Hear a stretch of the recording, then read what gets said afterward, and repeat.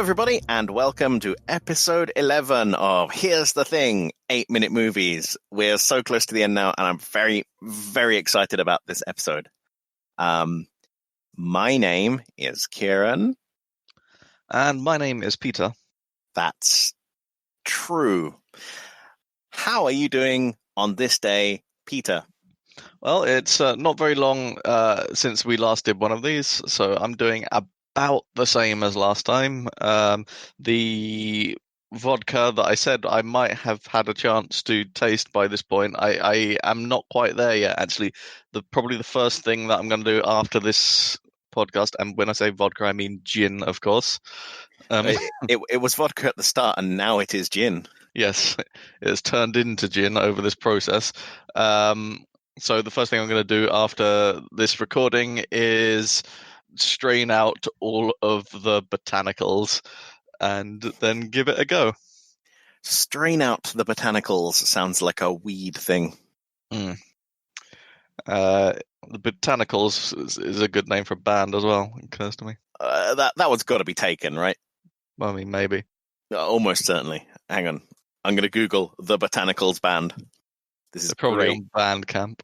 This is great podcast material. Yeah. Yeah, they are. They're a wedding and party band. Okay. Oh shit, That doesn't count. we could have them come to our function. Do you think we can have them just like play in the car park outside and look out at them? Throwing peanuts. I feel we're being very... If anyone from the Botanicals is listening to this, we formally apologize and we'll hire you for a function. We probably won't. So yeah, continuing to make gin and watch all of The Simpsons from the beginning. That's what... Oh wow, that's bold. Has been. I did that a few years ago, back when there were a mere 30 seasons of The Simpsons to get through. Yeah, up to a good 34 or so now, yeah. Oh, Christ alive. There are several good episodes. However, they're all front-loaded. Yeah. Oh, yeah. So part of this experiment is, figuring out when in my life I started watching these while they were actually coming out, and also figuring out when in my life the decline in quality of episodes starts. And I think it actually kind of coincides with when I stopped watching it, because I basically stopped watching it when I went to university, because you couldn't really stream them on the internet back in those days. Let's not get into that. Yeah. And I didn't really watch the television while I was in university. I just spent a lot of time in my room on the internet. And let's so not get into that either. And so I never really, I kind of stopped watching The Simpsons dead. So there's a point which I'm getting quite close to now in my watch where I stopped remembering the episodes, and right about season 9, which is where I'm up to at the moment, I'm noticing the dip in quality start. Yeah, it's a real weird series to think about, because it just is ever present, right? I mean, it's been there for so long, like literally almost all of our lives. Like there are people younger than us who have had The Simpsons on TV forever. Yeah. Christ alive. God, I remember doing the Bartman. Let's not get into that. Yeah. Well, I mean, I was not a fan of The Simpsons when it was initially popular. It took me a few years to get into it. And I think the main reason for that is because for the first few seasons, at least, the kind of well-known face of The Simpsons was Bart Simpson, really, with like Do the Bartman and all of that kind of stuff. That's who you heard. That's who you heard about if you heard about The Simpsons. Cowabunga, dude. Yeah, exactly. And I didn't care about Bart Simpson, so I didn't really watch The Simpsons. And in later seasons, the focus switches more towards Homer Simpson. Eat my shorts. And I started watching it then. So yeah, it's weird to go back and watch all of that again. Yeah, wow. Oh, I don't think I'll ever do it again. As it gets into the later seasons, it's a lot more like there'll be a passable episode that Yeah. makes you sort of just gently smile once or twice. And all they do is to sort of underscore how far it's gone downhill. I don't know. It's interesting. There are videos on YouTube you can watch where people summarize like how the writers have changed over time, and it's had like an insane writing staff. I think it's like 30 or 40 people. Like if you add them all together, that's not too many. We think that it's been running for 30 odd years, but wow, it's just.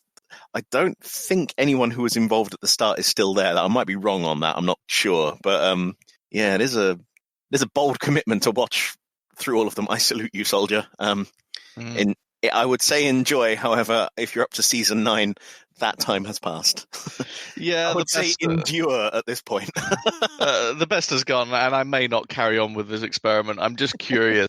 I'm very keenly aware that there's, even though I watched The Simpsons all of the time in my kind of late teens, more Simpsons exists that I haven't watched than I have, by a lot.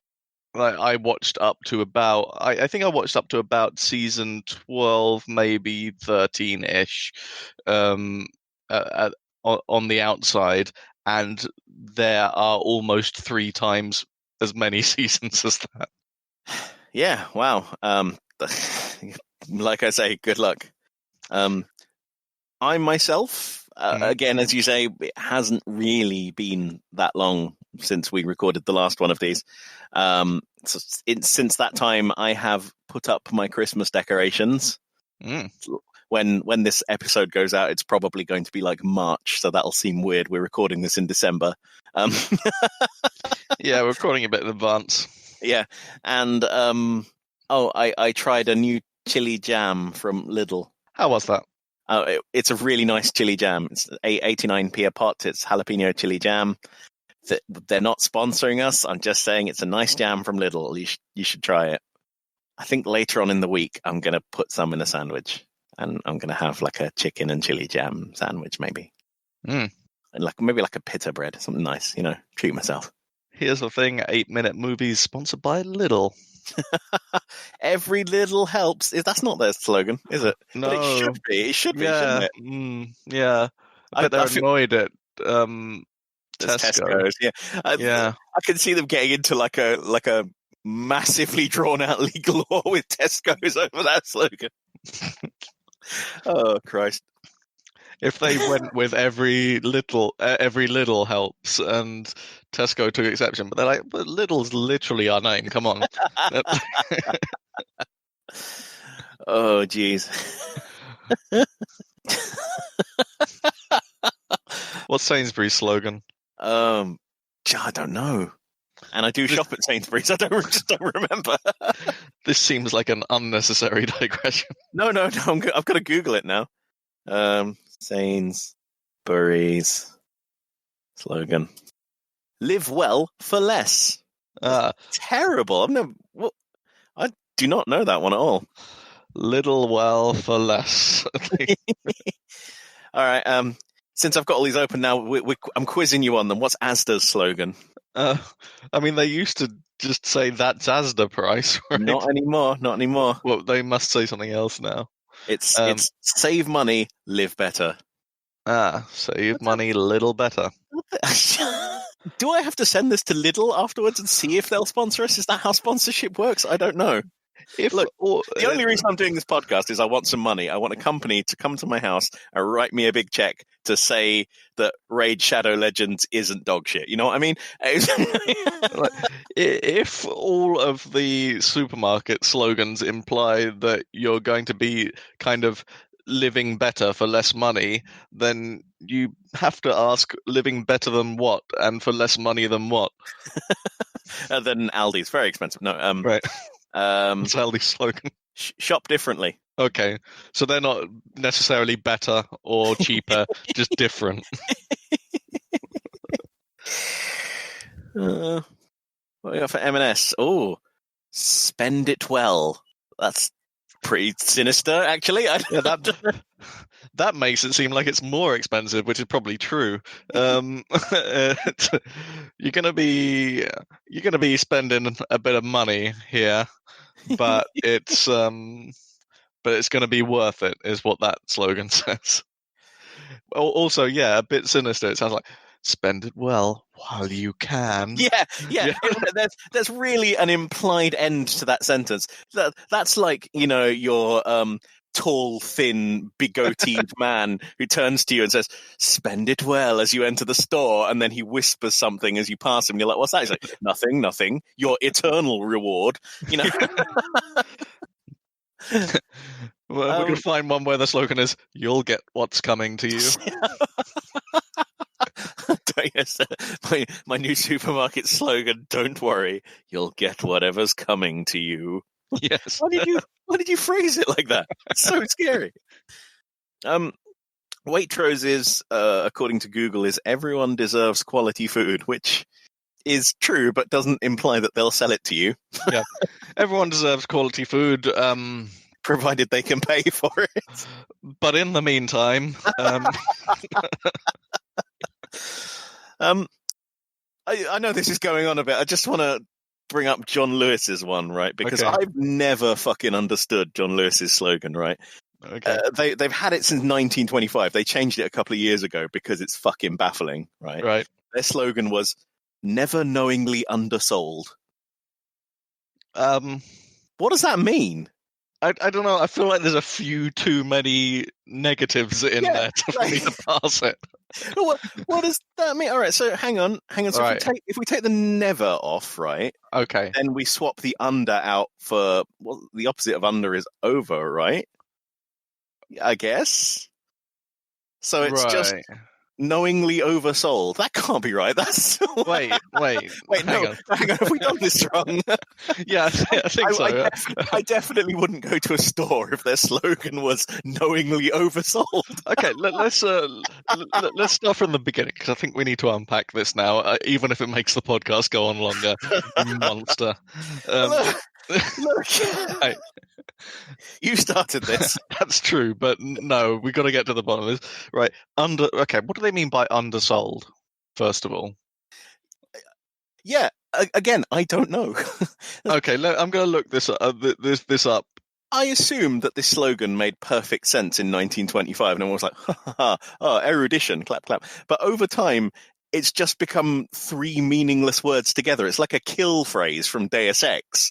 Like someone says never knowingly undersold at you, and you just burst on the street.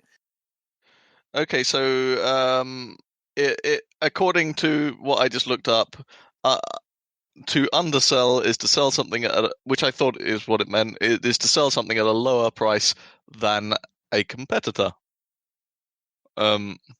So they are saying that they don't sell it for less than their competitors, knowingly. So, you've had to pick that slogan apart with a thesaurus. Yes. And B, it's not even that good a slogan. It's like, we're not cheaper than our surrounding stores. Cool. They're we are as expensive as other shops. Yes, they're being proud of the fact that they're as or more expensive than their competitors, which is about the snobbiest slogan I've ever heard. I think that's probably why they ditched it. Yeah. A, it doesn't make sense, and B, it's just really snooty. Yeah. Oh, Christ alive. Hang on, I need to find out what the new one is now. Sometimes knowingly undersold. Yeah, often undersold. Their slogan is important because it signifies being fair to society. Okay. But what is it? I don't know. I think that's a clickbait article. This also is a clickbait article. You know what? I've lost interest in this. Well, whatever it is, it's probably exactly as snooty. If you are John Lewis, how are you still alive? Like that was an interesting digression, I guess. Mhm. I was going to say, do American stores have slogans? But they all do, don't they? I mean, Walmart is Asda, right? They're the same thing. Hang on a second. Sorry, I Are you knowingly oversold? no, I was just looking up this slogan, and it maybe means the opposite to what I thought it meant. Because even though that doesn't make sense, because It's so confusing. What?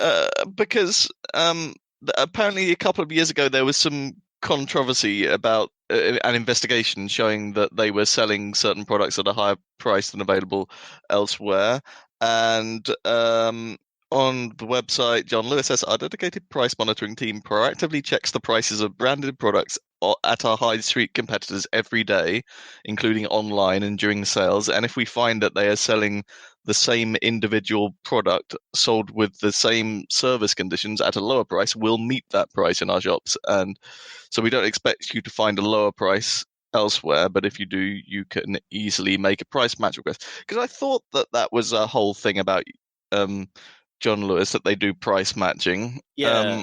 Do you know what? I didn't want to get into this, but we're committed now. Yeah. One time I have used their price matching service, right? When we were in a John Lewis and we saw a coffee machine that I was going to buy for my mum, right, as a Christmas present. And the same coffee machine was available in store at Argos, right, for £15 cheaper, right? Yeah. So I went up to them and I was like, you do the price matching thing, right? So can I have it on this? And they were like, no, on the basis that it was the same model but a different color. Ooh. And I was like, well, that feels like bullshit to me, but fine. Yes. It does. Yeah. That extremely does. But yeah, surely that means never knowingly oversold. I think. John Lewis, if you're listening to us, get back to us with A, what your previous slogan meant, and B, why you wouldn't sell me a coffee machine for slightly cheaper. Like, even the store, I was like, look, I'm not going to pay £15 more. I'm just going to walk the 100 meters it is to Argos and buy it there. It's just I happened to see it in your shop. And also, sorry for saying your slogan was snooty. Maybe it's not. I'm still not sure. It's very confusing. Yeah, your slogan is baffling. If you could write in with perhaps an essay. See, this is why it's not a great slogan, right? I'm going to go on record as saying it's not a great slogan because, like, you cannot work out what it means. It's just 3 words seemingly picked at random from the dictionary. Yeah, it's a bad slogan because it's prompted a 10-minute discussion in a podcast about The Thing about what it means. I was going to say, we've been talking now for 22 minutes. And the bulk of that was definitely what the fuck was John Lewis thinking, which honestly is not what I was expecting to go with this podcast immediately after starting it. I hope by now the listeners have grown to love our magnetic personalities, because otherwise this podcast is being greatly missold to them. Yeah, it's never not knowingly not under not sold. Yeah. Oh, God, I think my head hurts. I mean, I edit these at 2 times speed, and even I'm fed up of listening to us now. So I hope our one listener is still having a good time. Hi, Mom. Yeah. Oh, Christ alive. It's time to introduce the concept. It's long past time to introduce the concept. Peter, it's your turn. No, it's not. It's your turn. I did it last time. I remember it very clearly. Fuck, I thought I could get away with that. I never can. All right, I wrote down the words. I am a huge fan of The Thing. I watch it very often, and I pick up lots of little facts about it along the way. Peter has seen it and is not hugely into it. I am hereby using the Ludovico technique from A Clockwork Orange to forcibly reprogram his brain into enjoying it.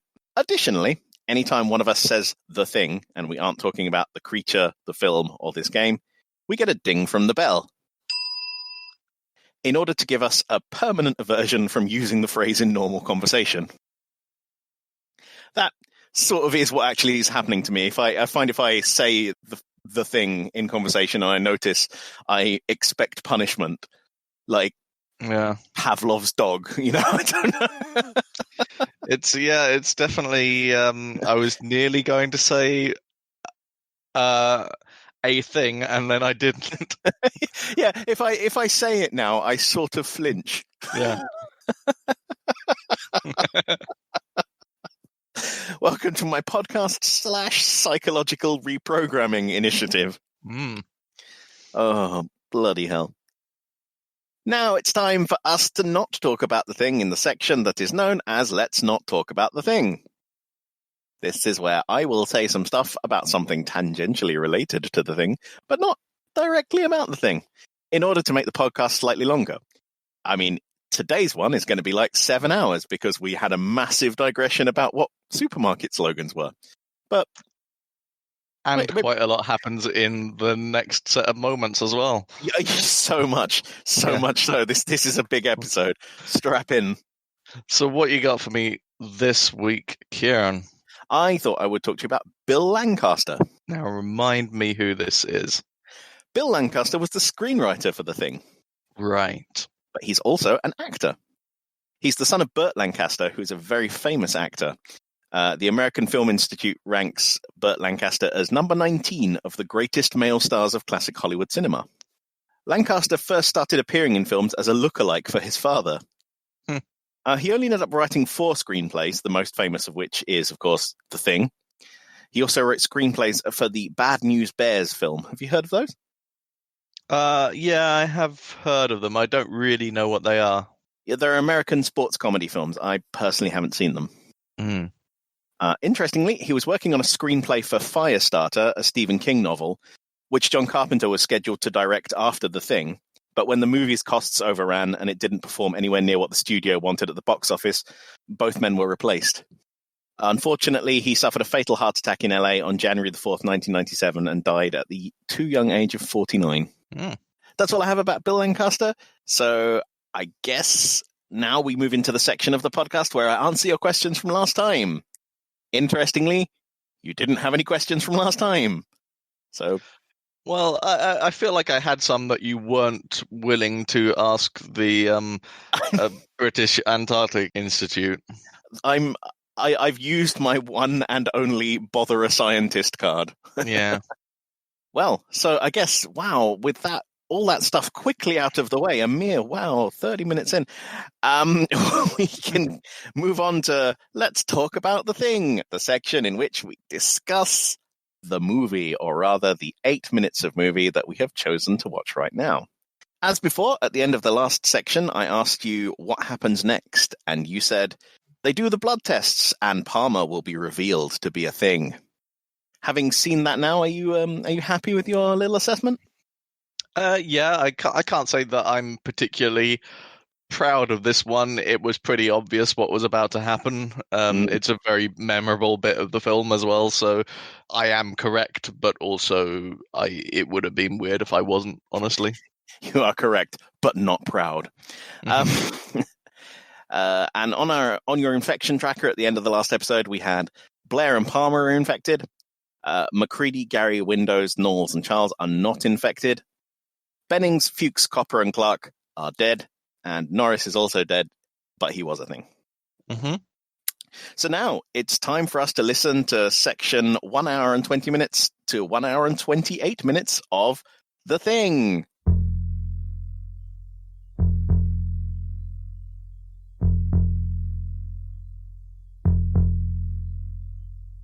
All right, that's enough stalling.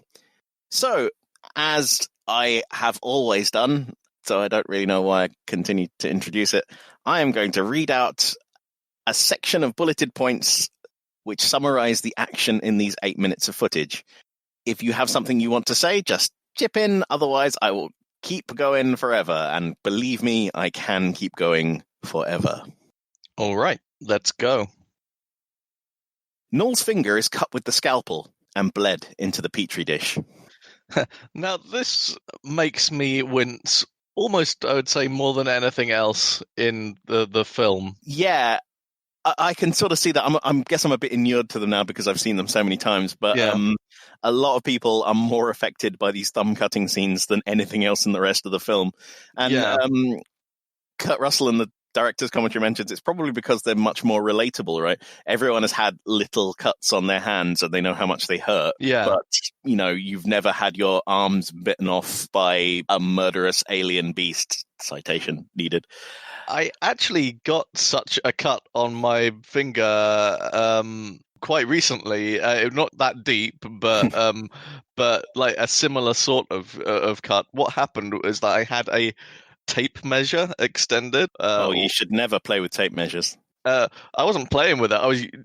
I was using it to measure something, and then I accidentally let go of it because the locking mechanism, some of them have a locking mechanism on them. I'm familiar. It is broken on this tape measure, and I accidentally let go of it, and the whole thing kind of whipped back into it kind of rolled back in very quickly past the tip of my finger, and it hurt.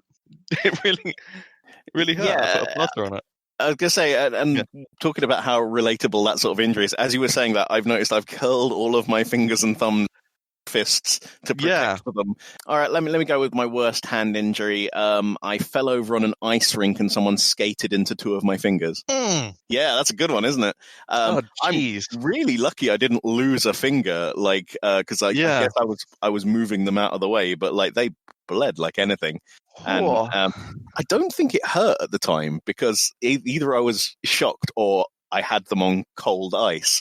But I was very young. I should point this out. And everyone was much more concerned about it than I was. But I got plasters and a lollipop, so I guess I was okay. In this particular section, I think it's just fake blood on the back of the knife that gets smeared on TK Carter's thumb. Yeah, it's quite convincing, I think. Yeah. Just beforehand, I really did have to take you through it frame by frame in order to see where the gag was, the trick. Interestingly, as he does this, Windows gets Knowles' blood on his hand, which doesn't seem like a great technique to me for not being assimilated by the thing. I don't know. I feel like there's a lot of things in this. Fair enough.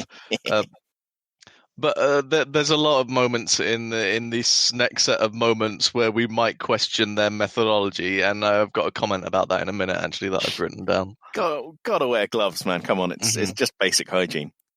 McCready takes the sample and forces Windows to cut his own thumb into a Petri dish. So first of all here, before he does it, he cleans the scalpel by scraping it on his jeans. And I'm like, dude, there is a flamethrower right there. Just heat the blade. That'll do it. That's all you need. Yeah. Or just, I've got to imagine they've got more than one scalpel in this whole base. This really does feel like, I don't know, at least they're all going to be blood brothers by the end of this, and probably all the thing. I don't know. Yeah.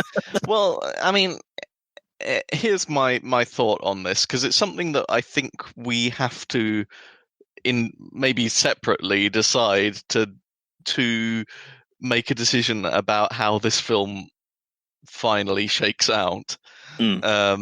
Is how much cinematic license do we accept with this sort of thing? Because if we really kind of zoom in on the film and look at everything that happens in detail, and analyze it in a lot of detail, then there's a danger of overanalyzing, I guess. Oh yes. When sometimes they're just doing stuff for cinematic convenience.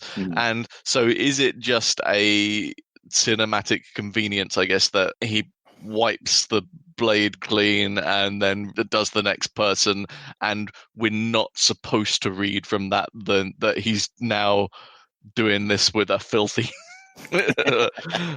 possibly thing blood infested knife, or do we just take it on a more basic level of he's wiped the knife clean and now it's a new experiment? First of all, before I answer that, I just want to roll back a little bit to where you mentioned that there's the possibility of overanalyzing this 11 hours into a podcast about a 2-hour film. I think we may have passed that threshold already. However, I do agree that you can go either way, really. And again, it all really depends on how much of the thing is needed to assimilate a human being. If you think it can be one cell, then it's basically game over for them from the start, right? The second the dog is in the base, all the men here are doomed. Yeah, I mean, I think so, because I was thinking about this, because if you really take that to the extreme, then there's going to be thing dog hairs everywhere. Yeah, right? Exactly. And yeah, that point is actually addressed in some of the short stories in the Short Things collection that got published quite recently, in that some of the assimilated human beings just go around sneezing on other people. Because if you go down to the level of 1 or 2 cells is enough to convert you, that's really all you've got to do is sneeze in a room with some other people and you've got them. This is oddly topical, isn't it, as well? Yeah. Wear a mask, kids, or the thing will get you. But I am starting to land on the cinematic license side of things, where I actually think maybe it's slightly less interesting if you take it they're basically doomed from the beginning because of all of these things, because one cell is enough. Then that, to me at least, takes some of the tension out of it, because kind of no matter what they're doing at this point, they're all basically doomed down the line anyway. I'm more I'm more inclined to say, well, yeah, if you really think about it, and if you really take everything that the film is telling you and examine it under a microscope, then maybe it doesn't totally make sense, and they would actually be doomed because of all the dog hair and because of all the moments where they've come into contact with the blood and that sort of thing. Then they would be doomed. But I'm going to allow some cinematic license and just ignore the fact that is probably a slight plot hole, if you like, and take it more at kind of face value, like at surface value. Yeah, I can see your point about this maybe reducing the tension, but I don't think you'd have that if this was your first viewing. You'd sort of have to come to that conclusion towards the end. So I think you'd get away with it either way. Personally, I switch back and forth between them. I think that, yeah, it probably isn't enough to just get one cell in you to be that. That's just like a gut feeling rather than anything. Yeah. But that's what I mean. Like, if you're not supposed to get the idea on the first, or maybe even the second or third viewing, that they are basically doomed from the start, then to me that's it's not an invalid interpretation of the film, but it makes that a kind of suspect interpretation of the film, because this is clearly something that the audience as a whole in general is not really intended to cotton on to. The film isn't drawing their attention to those details in any way. Those details only emerge when you really inspect it closely. That's why I think I tend towards the cinematic license interpretation of these details. Yeah, no, you're quite right. They are both valid, but I guess at the end of the day, the thing having to get you alone and pump you full of weird jelly is probably more what the film has in mind for being taken over. I mean, they do draw some attention to it, like Fuchs saying that everyone should eat out of cans and prepare their own meals. So there's something to it.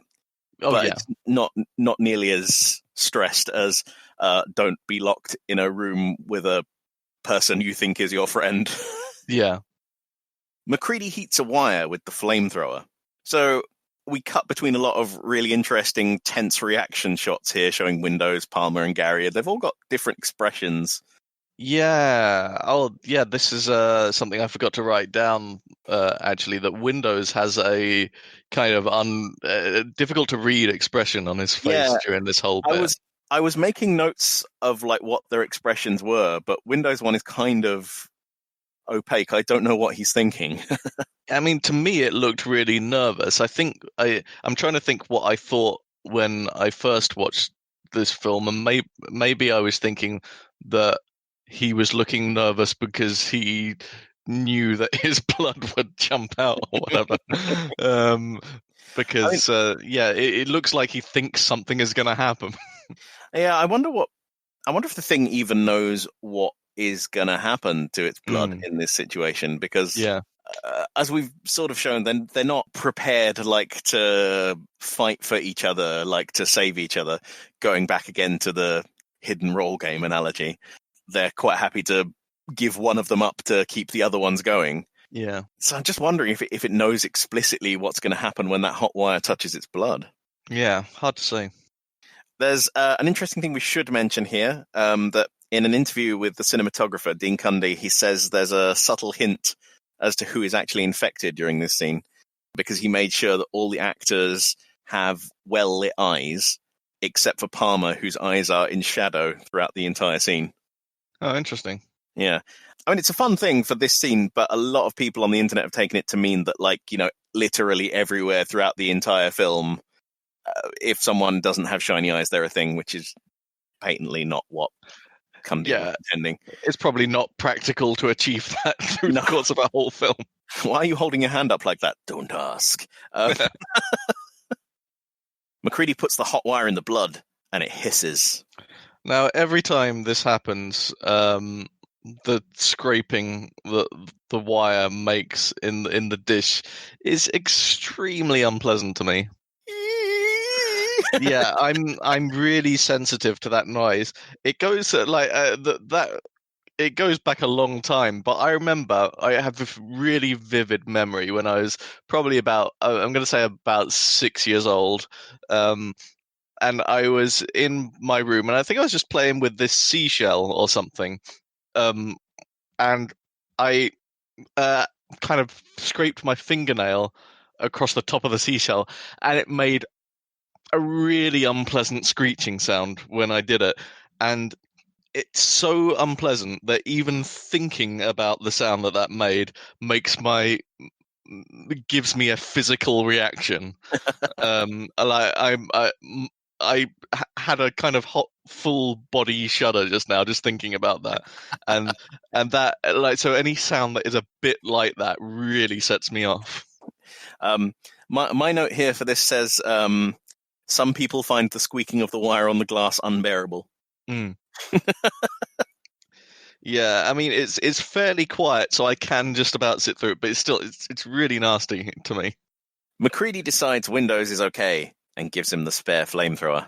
So, just a general observation, I guess, that through this whole 8 minutes, actually, there is no music at all used.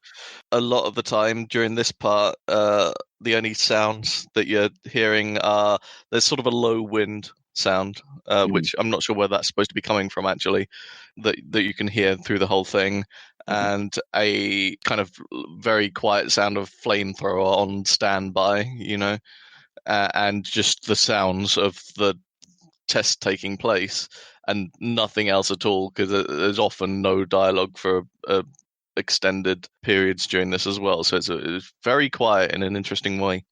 You know, that's very interesting you mentioned that, because I didn't pick up on it. I know they're subtly doing a lot of stuff here to ramp up the tension, but I never really picked up on the fact that there's no music. But you're absolutely right. It's just dropped off, and it's just all those sounds you highlighted, just silence and the occasional hiss of the flamethrower.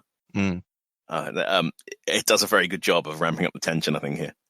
Yeah, because you're sure there's going to be a sound at some point. You're waiting for a big sound, and it does pay off eventually. Yeah. The wire is reheated, and MacReady's blood is tested. Childs remains unconvinced. Copper and Clark's blood is tested. Both were human. Child says killing human Clark makes MacReady a murderer, but I'm reasonably sure this would count as self-defense. Yeah, if someone runs at me with a scalpel and I've got a gun and I shoot them, I don't know. Yeah, I made that note that I'm not sure he's being unfair then. I think his reaction to being rushed because he couldn't have necessarily known that he was holding a scalpel, it was more of a reflex, so it was maybe an extreme reaction, but he was also being rushed, and Clark did have a scalpel, so I think you'd have a pretty good defense against murder there. Yeah, I think Charles is being unfair. MacReady starts to test Palmer's blood. Gary is unconvinced now. Gary says this doesn't prove a thing, and MacReady really rails on him here. I think he's absolutely convinced that Gary is a thing. Yeah. I mean, because with his, you were the only one who could have got to that blood. Well, it turns out that maybe it was someone else, MacReady. We do get a really interesting cut to Palmer here. The look on his face is what I would say is resigned. I don't think he knows what's going to happen, but he knows something is going to happen. Yeah, it's another expression that is quite difficult to read. As MacReady touches the wire to Palmer's blood, it screams and jumps out of the petri dish. So there's the payoff for your sound. Yeah. So how does that work? Do they inflate something underneath? Is that? Yeah. So you don't notice it because it's set up earlier in the shot, but MacReady has a fake hand holding the petri dish, and he's had it for quite a while. They set it up as early as they could in the shot so that Kurt Russell wouldn't be thinking about it when it came time to apply the wire to the blood. Right. And when he does it, basically something just inflates up the sleeve and pops out of the jar. Nice. And then you get that, which is that's such a great sound effect. I love it. It's just superimposed, in post-production. MacReady actually gets some of the blood on him here again, which is not great, but we've spoken at length about that. In his surprise, MacReady drops his flamethrower. The blood scuttles away across the floor. I'm going to guess that they are just filming a tilted section of floor here. Yeah, absolutely. They put it on a table, mounted the chair leg, I think it is, that you can see, like, to the table, and then just tilted it to pour the blood away. There's an interesting point here in that with all the excitement that happens, they don't follow up on this little puddle of blood that escapes. So there's a tiny little The Thing which has just escaped. Tiny little thing rat. Scuttling around. Palmer starts to vibrate. The men try to get away, but they're tied up next to him.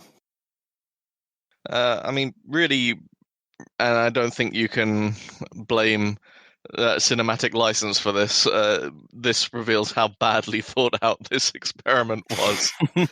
Because what did MacReady think was going to happen if someone was revealed to be bad because of the blood? And they're all tied up with each other. Flamethrower. Yeah, I guess it would have made sense to have a special flamethrowering chair you set them in. Yeah, or at least tie them up separately. Or I mean, they are tied up separately. There's just they're also tied up together. Well, yeah, but, I mean, completely separately, I guess. Tie them up so that if one of them is revealed, the others can get away from. And that's true, but also two things to bear in mind. MacReady hasn't slept for several days. Yeah. And also, high pressure situation, and he sort of trusts Palmer. He doesn't think Palmer is a thing. Yeah, I suppose so. But he does think that Gary is. That's true. Palmer is tied up right next to Gary. So, yeah, it's... I think no matter how you slice it, this was a poorly thought out, maybe understandably poorly thought out, but a poorly thought out way of doing it. Yeah, I'd say it's definitely... It definitely makes sense that they would make this mistake, but after he is revealed to be a thing, they kind of stick with it for a while. Everyone is still tied up together, which, given that they've seen how it doesn't work, kind of strikes me as a bit weird, but fine, whatever. Sure. MacReady's flamethrower won't light. Windows backs away in fear and doesn't shoot. I mean, I remembered, obviously, because I mixed it up earlier, that there was a part of the film where his flamethrower doesn't light. But it goes on for so long that it doesn't light. It doesn't light for ages. Yeah, well, they had to add this in like a rewrite because they were like, well, why doesn't MacReady immediately flamethrower Palmer? And it's because he's startled by the blood jumping out of the jar, and he drops the flamethrower, which breaks it, basically. Right. So he's relying on Windows to flamethrow it, but Windows is quite understandably completely lost in absolute horror. Yes. So, it's understandable, but just bad timing, I guess. I think MacReady's flamethrower just stays broken, at least for the immediate future. Yeah. Blood pours from Palmer's eyes and face. His head distorts, and tendrils start whipping from his fingertips. Palmer's transformation has always seemed a little choppy to me because they cut back and forth to him, and like 3 or 4 different things are happening to him until the end, where he's, his head is split in half and he's got those extra tendrils. And it turns out this transformation scene was actually longer and involved another scene in the middle where all that blood that's boiling off his face gives way to reveal a second head underneath his first one. Right. But it was just cut for pacing because, as you say, this flamethrower fight scene goes on for quite some time anyway. So I can sort of see why they lost that shot in the middle. He kicks his way loose of the ropes, moving the whole bench in the process, and leaps up onto the ceiling. So this is a slightly weird looking effect. Yeah.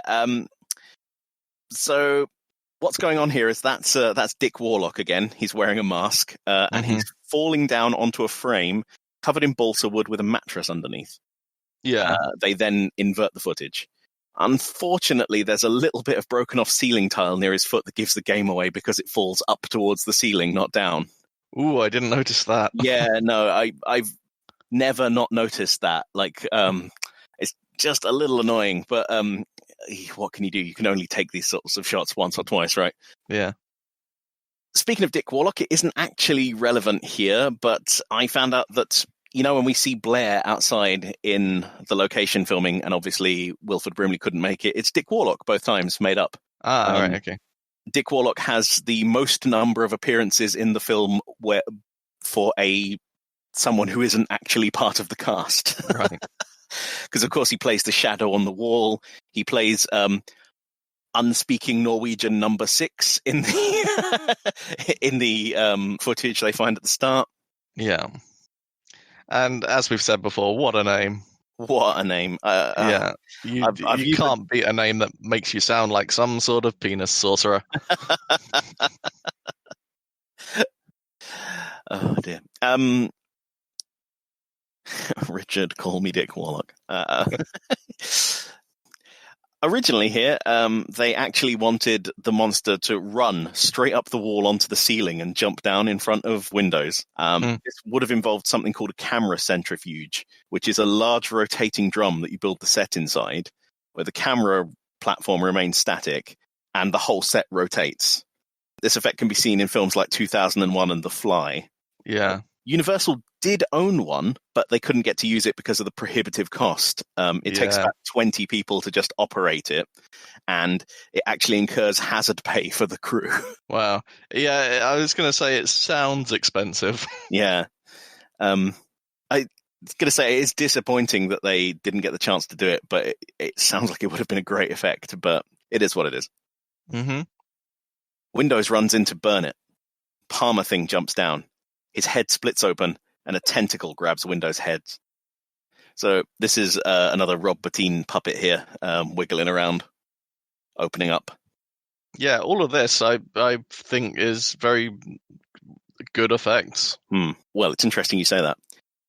Window's head is bitten, and he's lifted up off of the ground by the force of it. So this is the effect that holds up the least well for me in the entire film. Yeah, because it's clear, especially when they aren't directly showing the attack, like they're off in the background flailing around, that it's just a man in a suit with like a soft cloth dummy in front of him that he's just flailing around because it moves in that sort of boneless way that people don't.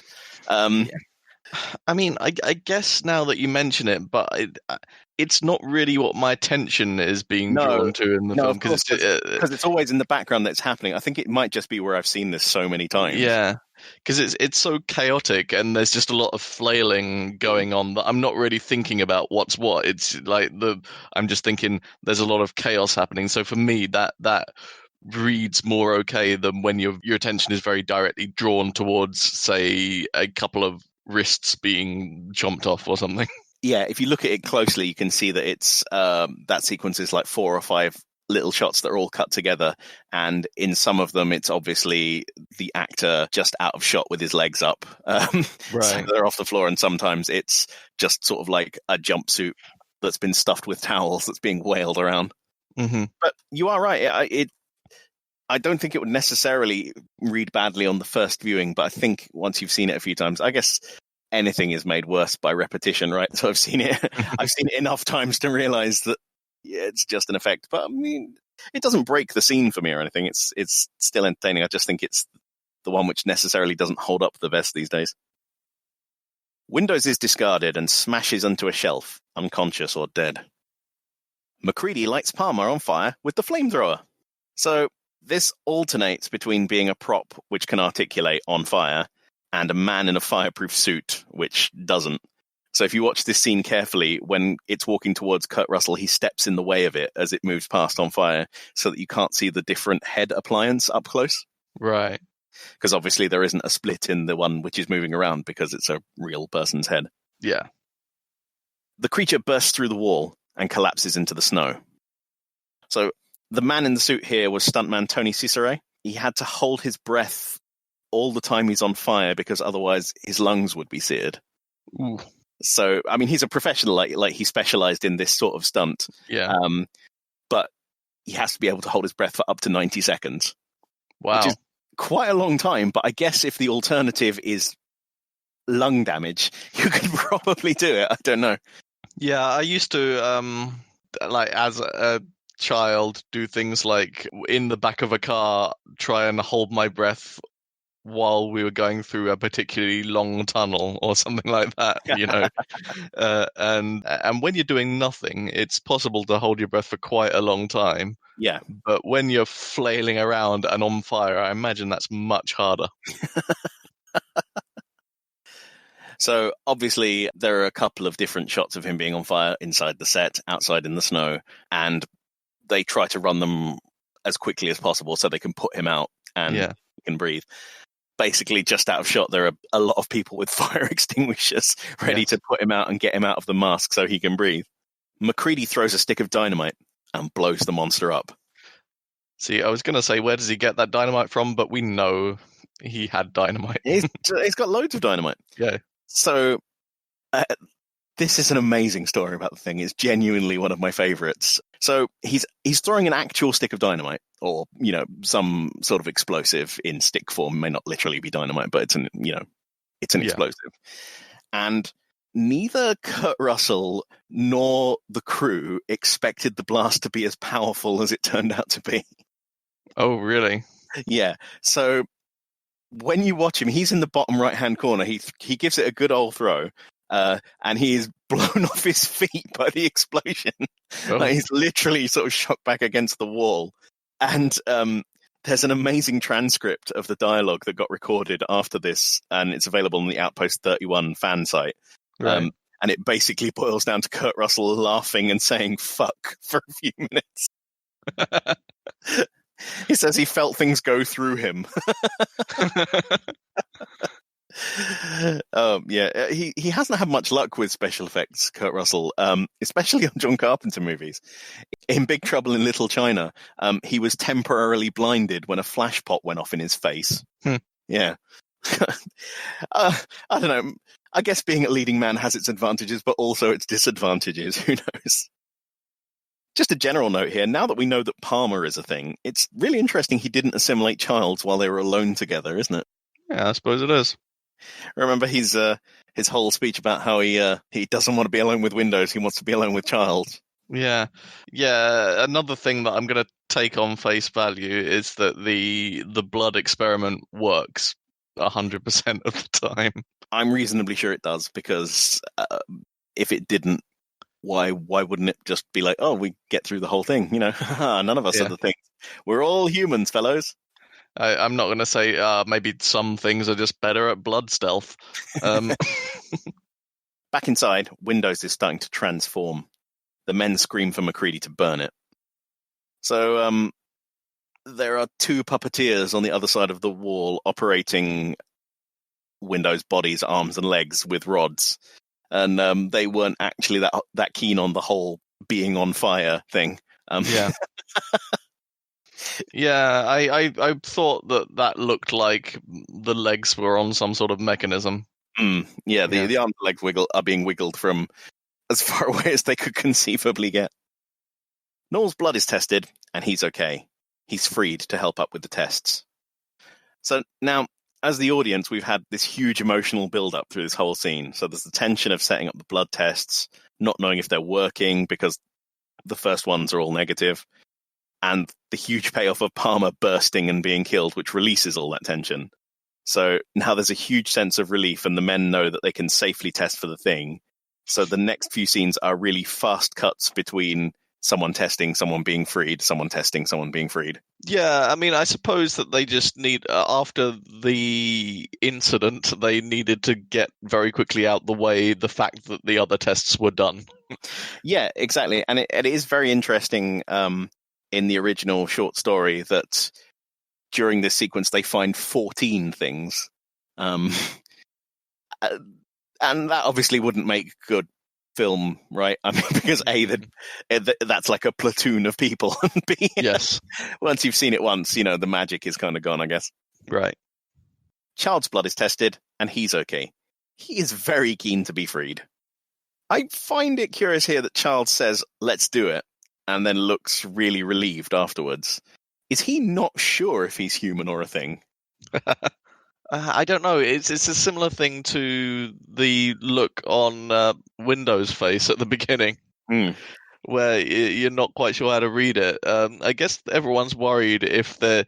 Have you ever been in a situation where you know something is going to be all right, but you just kind of have an irrational worry that it's not going to go your way?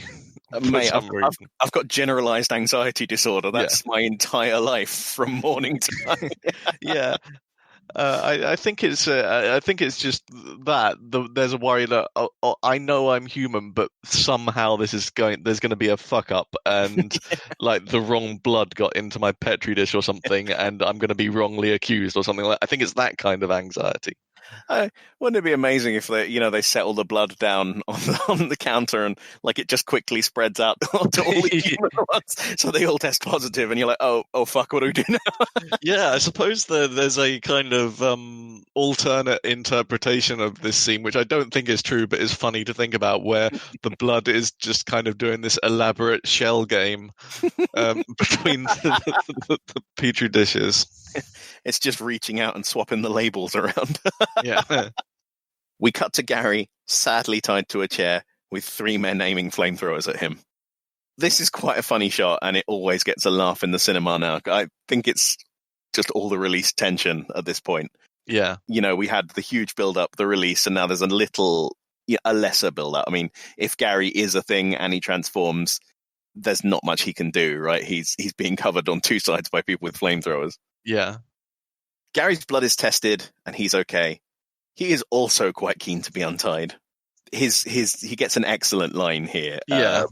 I'd rather not spend the rest of this winter tied to this fucking couch. Yeah, it's probably my favorite line in the film, actually, if I think about it. It is a great line, and it really does sort of end this whole section by releasing any tension that's still left over. So we're all happy now. This is a great point in the film for our characters, because they know they can test people for thingism, and they've killed the only thing left amongst them. Everyone else can be trusted now.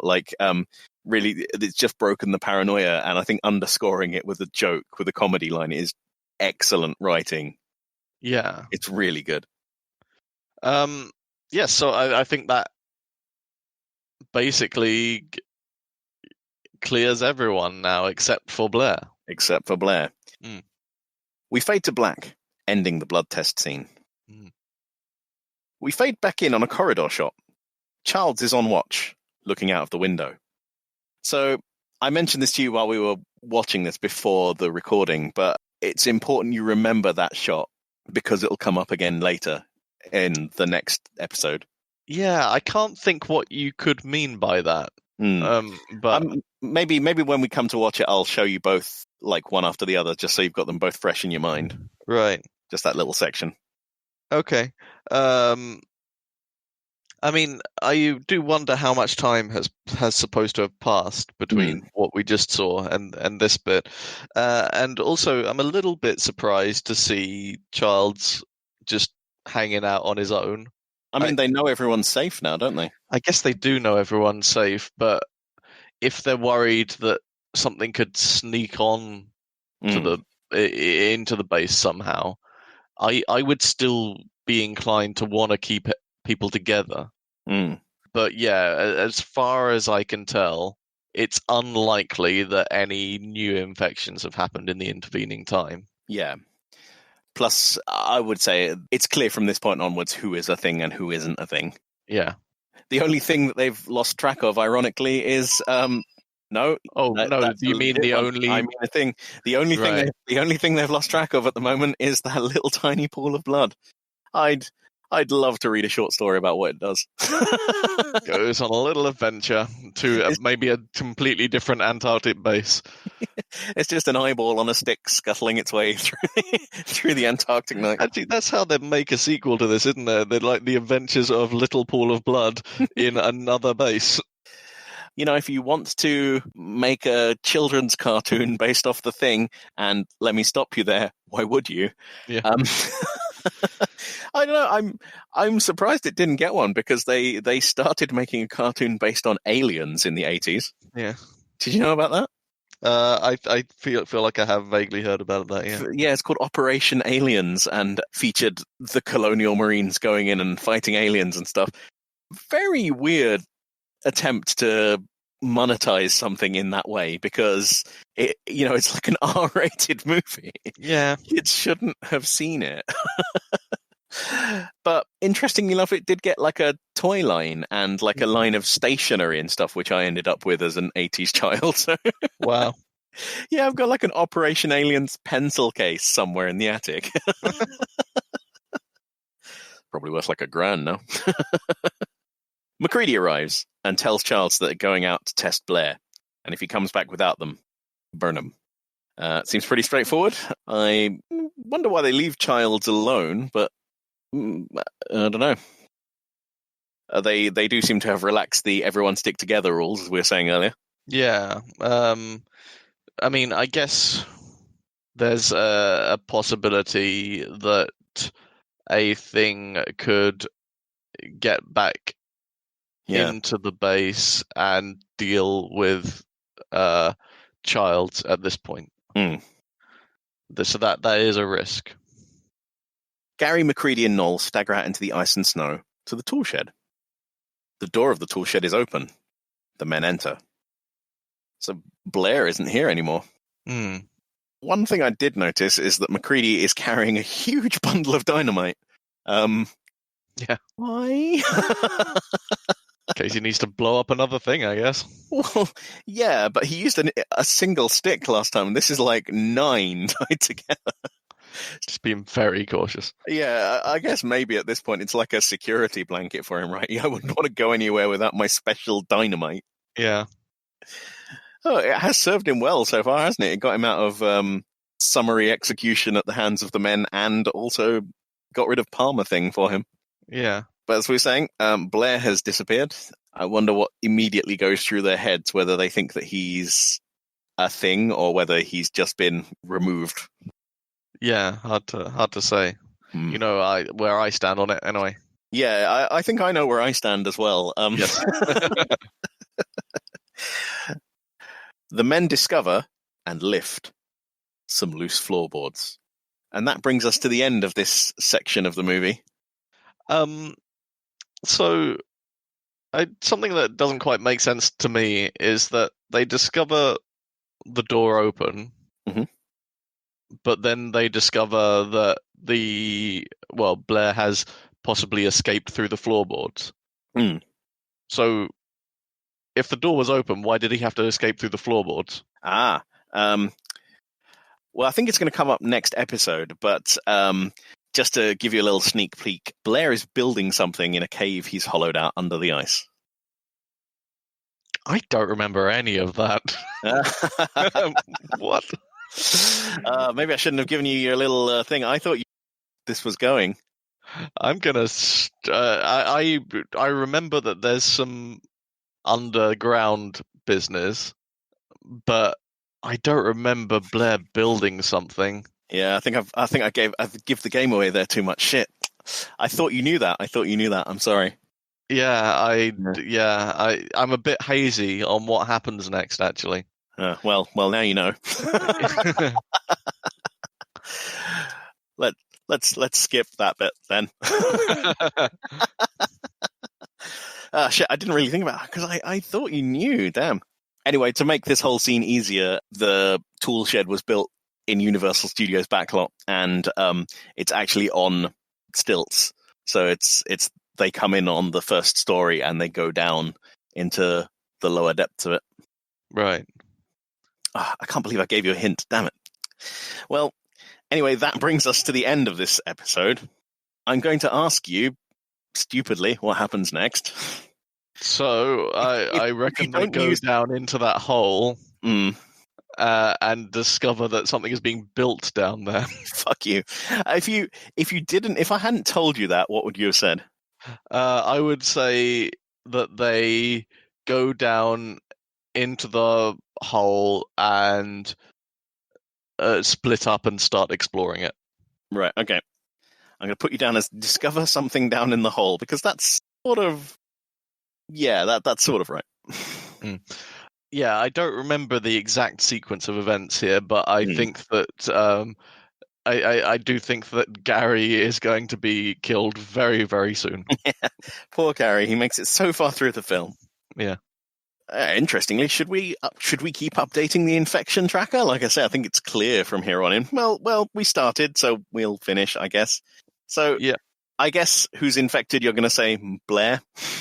I'm going to say Blair and some remaining Palmer blood. Let's just leave it as Blair. Yeah. Until we pitch our cartoon to Universal about what happens to the pool of blood on the face. Who's not infected? We've got McCready, Gary, Windows, Knowles, and Childs. Who's dead? Still Bennings, Fuchs, Copper, and Clark. I think we have to move Windows and Palmer into that list, don't we? Yes. Well, Windows is dead from being flamethrowered, and Palmer is dead from being a thing. Yeah. Yeah, that's an interesting list we've got there. I guess it just remains for me to ask you what you're thinking of the movie so far. I hope you enjoyed this bit, because it is genuinely one of my favorite bits of the movie. Yeah, I have always enjoyed this part of the film. I think it does tension very well. I think the choice of no music during this section helps in a way that I can't articulate very well, but I really think it does. I think that this is also the turning point in the film, because, as you say, like all of the or almost, I would say, all of the mystery is resolved at this point. I think the audience at this point is supposed to be at least suspicious of Blair, if nothing else. So I think they are supposed to be less suspicious of everyone else now because of the test that was just done. So now we are into, okay, how is it all going to end? Yeah, we're really just wrapping stuff up at this point. Yeah. And that's good. We've had, our Act 1 and our Act 2, and this is really, I guess, the end of Act 3. Yeah.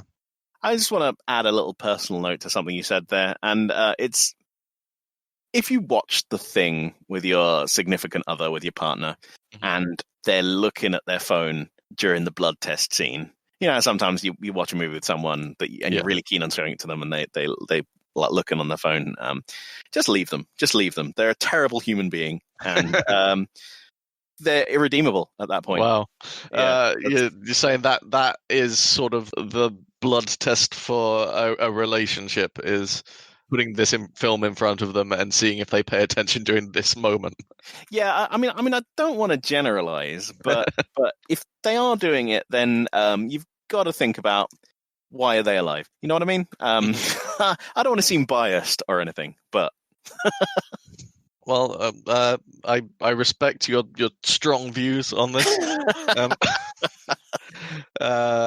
but yeah, it's hard not to be interested at this point in the film. Like certain, I the bits that I remember least in films when I think about it, and in books actually, are action sequences, to be honest, because it's where like a lot of stuff is going on, and I don't necessarily remember the exact order that things happen, which is why the next several minutes where there is some action are a bit of a blur to me in my head, because I don't remember exactly what happens in what order, and certain other parts in this film where there's been a lot of activity and action and people running about and stuff exploding and being set on fire and whatnot, where I don't remember exactly what happens in what order, because it's quite chaotic. But moments like this, to me, are extremely memorable.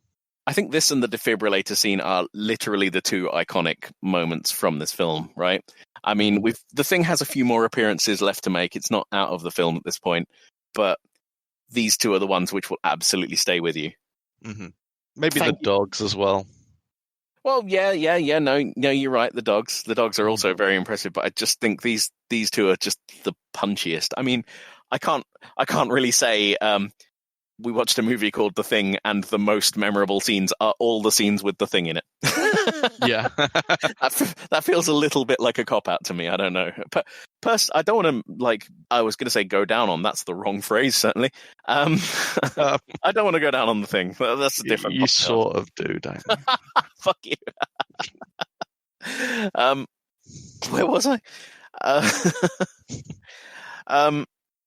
I don't want to knock any of the work that went into any of those scenes, because in researching this, I found out how much effort they put into absolutely every part of this film. Mm-hmm. But those two scenes just really come out for me on top. Yeah, it's they're very good. I especially like this last part that we've just watched. Yeah, as I've said, it's definitely my favorite bit of the film. Which I guess brings us to the end of the podcast, a mere 6 to 7 hours after we started talking about supermarkets and chili jam. Did I ever say whether the chili jam was good? I can't remember. It was good. It was very nice chili jam. Yeah, you said it was good. Yeah.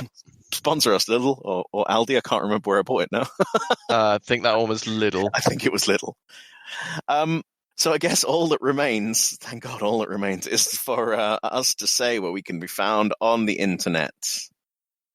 I can be found on the dark web. Where can you actually be found, Kieran? I'm sorry, I don't know what the dark web is. It just sounded cool. I can be found on Twitter. My username on Twitter is Kieran J. Walsh. That's where you can find me on Twitter. Twitter. Is Twitter the dark web? I don't think so. Oh.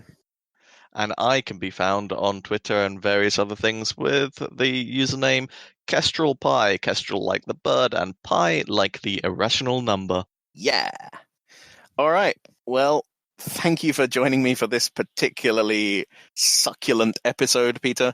I don't think I meant to use that word, but I have, and I'm committed to it now. Succulent. 8-minute movies, never knowingly under-discussed. Oh, Christ. No, please don't. Oh, goodbye. Goodbye.